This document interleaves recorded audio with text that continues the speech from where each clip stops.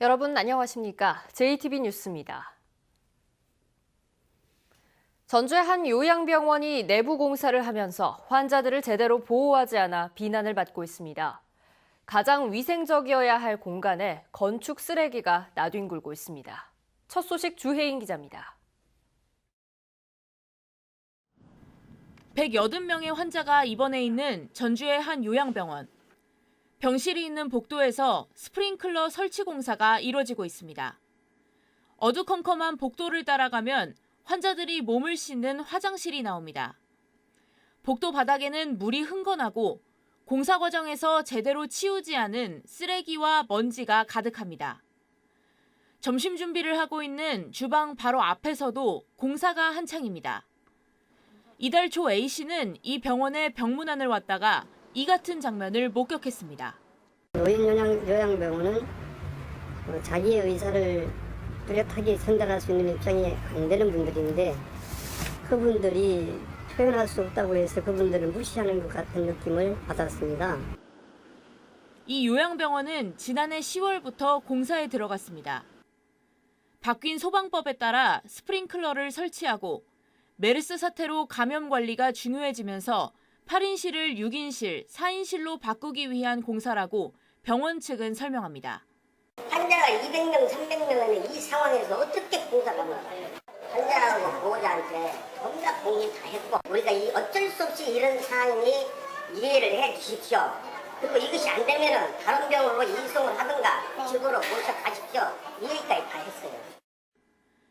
오는 6월까지 전국의 요양병원들은 의무적으로 스프링클러를 설치해야 하는 상황. 이 과정에서 환자들이 이처럼 공사 현장에 내몰릴 가능성이 작지 않은 만큼 감독기관의 적극적인 지도 감독이 요구되고 있습니다.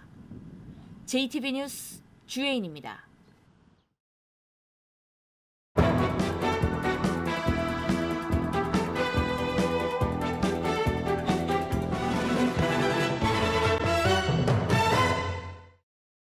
지난 2월 전주에서 한 시내버스가 갑자기 속도를 높이더니 차량 여러 대를 들이받는 사고를 낸 적이 있습니다. 국과수는 차량에 이상이 없었다고 결론을 내렸지만 전문가들은 급발진에 의한 사고일 가능성이 높은 것으로 보고 있습니다. 나금동 기자가 취재했습니다.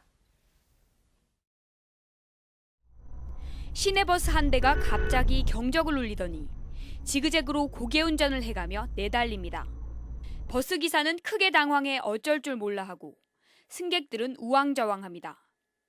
버스는 차량 넉 대를 들이받고서 멈춰섰고 승객 등 20여 명이 중경상을 입었습니다. 갑자기 기사님이 브레이크가 고장났다고 막 고함을 지르시더라고. 브레이크가 말을 안 들어 막 그런 거예요. 기사는 차량에 문제가 있었다며 급발진에 의한 사고였다고 주장했습니다. 브레이크를 밟았지만 브레이크를 전혀 듣지 않고 오히려 차가 더 빨리 갔습니다. 30초 그 시간은 저한테는 생주옥이었습니다. 하지만 국과수는 제동장치에는 결함이 없는 것으로 추정된다는 결론을 내렸습니다. 전문가들은 급발진은 전기나 전자적인 문제에서 비롯되지만 이 부분을 규명하는 데는 한계가 있다고 말합니다. 차량은 기계적 장치에 대한 것들만 확인이 가능하지 전기 전자적인 부분들은 국과수에서 확인이 불가능하다는 겁니다. 또 재원도 불가능하고 분명히 차에 이상이 있는 부분이거든요. 한 해 평균 100건의 급발진 의심 사고가 나지만 지금까지 인정받은 건 단 한 건도 없습니다. 결국 국과수 감정이 법적 판결의 절대적인 잣대가 되는 만큼 현실에 맞는 보완책이 필요하다는 목소리가 커지고 있습니다. JTB 뉴스 나금동입니다. 급발진 의심 사고가 실제로 인정을 받지 못하고 있는 건 소비자에게 모든 책임이 전가되고 있기 때문입니다. 이어서 오정현 기자입니다. SUV 차량이 갑자기 속도를 높이더니 앞서가던 차량을 잇따라 들이받습니다. 사고 직후 운전자는 급발진을 주장했습니다. 이런 사고는 해마다 100여 건. 하지만 법정에서 소비자가 자동차 업체를 상대로 승소한 사례는 단 한 건도 없습니다. 우리 법 체계로는 차량에 문제가 있다고 소송을 낸 운전자가 자동차 업체를 상대로 차량의 결함을 입증해야 하기 때문입니다. 대법원 판례도 그렇고 제조물 책임법 개정안도 그렇고 점점 소비자 책임을 완화하는 쪽으로 가고 있거든요. 그래서 입법적으로도 제조사 측의 책임을 조금 더 지우는 쪽에 고려가 있어야 하지 않나. 미국은 2013년 도요타 자동차의 급발진 사고에 대한 손해배상 책임을 인정했습니다. 사고 시 브레이크를 밟았는지 확인할 수 있도록 항공기 블랙박스 같은 운행정보 기록 장치를 의무화해야 한다는 의견도 있습니다. 자동차의 모든 이 계측기에 대한 상태가 기록이 돼서 나오는 게 있는데 순수하게 운전자의 모든 행태까지 알 수가 있기 때문에 자동차가 사고가 생겼을 때 사고의 원인을 정확히 파악할 수 있는 누구나 피해자가 될 수 있는 도로 위의 시한폭탄 급발진 의심 사고. 소비자만 억울한 처지에 내몰리지 않도록 대책 마련이 시급합니다. JTB 뉴스 오정현입니다. 이번 달부터 전북 지역 들녘이 모내기에 들어가면서 눈코 뜰 새 없이 분주한데요. 본격적인 농사철이 시작됐지만 일손이 턱없이 부족해 어려움을 겪고 있습니다. 김진형 기자입니다. 오랜 잠에서 깨어난 들녘, 트랙터가 기운차게 논을 질주합니다. 트랙터가 지나간 자리에는 모를 심기에 좋을 정도로 흙이 곱게 갈아집니다. 일주일 뒤 모심기를 앞두고 잠시도 일손을 멈추지 못합니다. 이제 2번은 도다리 천다고 봐야지. 왜냐하면 지금 불이 이렇게 많이 났으니까 무 심을 때 내일물이 심으려면 이제 한방에 또 골라야 할 거 아니야. 남쪽 지역에 있어 상대적으로 따뜻한 남원은 모내기가 한창입니다. 이안개에 실은 모가 줄을 맞춰 논바닥에 가지런히 자리 잡습니다. 본격적인 농사철이 시작됐지만 일손은 턱없이 부족한 상황입니다. 급한 대로 멀리 떨어져 사는 자식들의 손을 빌리는 등 일손 확보에 비상이 걸렸습니다. 모내기 한다고 하는데 일손이 없는 것 같아서 장인어른, 장모님 와서 같이 일해드리면 장모님께 도움도 되고 저도 보람이 있을 것 같아서 가족들 다 데리고 내려왔습니다. 다행히 최근 비가 자주 내리면서 저수율이 90%에 육박해 물 부족으로 인한 걱정은 덜게 됐습니다. 전북 지역 논은 모두 13만 헥타르. 본격적인 영농철이 시작됐지만 일손이 턱없이 부족한 들녘은 더욱 분주한 하루하루를 보내고 있습니다. JTB 뉴스 김진영입니다. 순창군이 분말 형태의 새로운 블루베리 막걸리를 개발해 호응을 얻고 있습니다. 임실군이 갈담천 하천재해 예방 사업을 마무리지어 주민들이 수해로부터 안전한 생활터전을 갖게 됐습니다. 송창용 기자입니다. 순창군이 분말 형태의 블루베리 막걸리를 내놨습니다.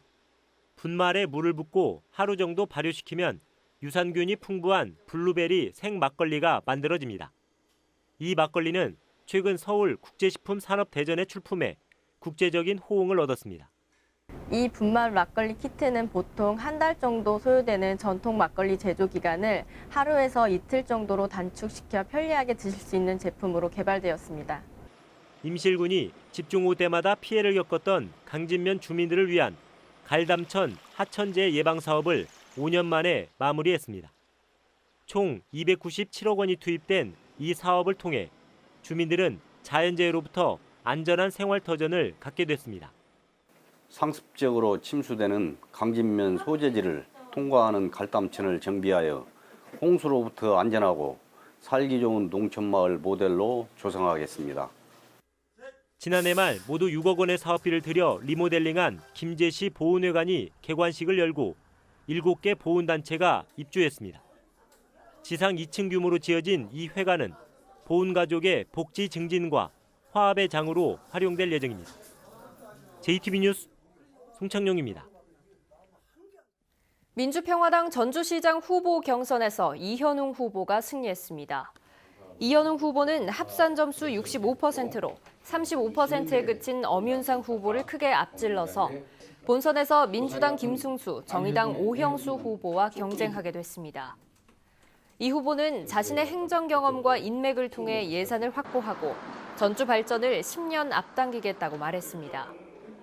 한편 민주평화당 광역비례 경선에서는 홍성임 도당 여성위원장이 당초 지도부가 지원했던 후보를 큰 표 차이로 누르고 1위에 올라 파란을 일으켰습니다. 6.13 지방선거가 다가오면서 상대 후보를 비난하거나 의혹을 제기하는 이른바 네거티브 공세가 확대될 조짐을 보이고 있습니다. 민주당 도지사와 시장 경선 과정에서 건강 문제와 이른바 봉침 의혹이 제기된 데 이어 최근에는 민주평화당 임정엽 도지사 후보와 박재완 완주군수 후보가 상대 후보의 건강과 측근 비리 의혹 등을 잇따라 제기했습니다. 이번 선거에서는 특히 여당인 민주당의 지지율이 압도적으로 높고 남북 대화로 더욱 유리한 환경이 조성되면서 정책 경쟁보다는 비방전이 확대될 것으로 예상됩니다. 전북선거관리위원회가 오는 22일부터 26일까지 거소투표 신고를 받습니다. 거소투표는 신체장애로 거동할 수 없는 유권자가 신고할 경우 병원이나 집에서 우편으로 투표할 수 있도록 한 제도입니다. 또 사전투표를 하는 군인이나 경찰은 자기 지역 후보의 선거 공보를 발송해달라고 선관위에 신청할 수 있습니다. 이사를 해서 주소지를 옮기는 유권자는 21일까지 전입신고를 해야 새 주소지 투표소에서 투표할 수 있습니다. 새만금 남북도로 2단계 공사가 올해 말에 착공됩니다. 새만금 개발청은 새만금 남북도로 2단계 공사가 다음 달 우선 협상 대상자 선정과 실시 설계 등을 거쳐 올해 말에 착공된다고 밝혔습니다. 새만금 남북도로 2단계 공사는 2023년까지 부안군 하서면에 3,634억 원을 투입해 14km의 도로를 내는 사업으로 지난해 착공한 남북도로 1단계 구간과 연결돼 새만금을 남북으로 가르게 됩니다. 전북대와 원광대, 전주대 등 도내 5개 대학이 2018년 고교교육 기여대학 지원 사업에 선정됐습니다. 이번 사업에 선정된 5개 대학에는 2억 원에서 최고 12억 원의 사업비가 지원됩니다. 이들 대학은 수시 선발 비율 확대, 사회적 배려 대상자 대입 지원 강화, 진로 탐색과 진학 지도 등 고교교육 내실화와 학생 학부모의 대입 부담을 줄일 수 있는 대입 전형 개선 사업을 추진합니다. 2020년에 시행되는 일몰제를 앞두고 전주시가 장기 미집행 도시공원의 관리 방안을 세우기 위한 용역을 실시합니다. 전주시는 일몰제가 시행되는 15개 공원을 대상으로 내년 11월까지 관리 방안을 수립할 계획이라고 밝혔습니다. 전주시는 15개 공원 가운데 우선 관리 지역을 선별하고 민간이 공원 개발에 참여하는 공원 특례 사업에 대한 계획도 수립할 방침입니다. 전북은 오늘 대체로 맑겠습니다. 한낮 기온은 21도에서 25도로 어제와 비슷하겠습니다. 미세먼지 농도는 좋음 수준을 보이겠습니다.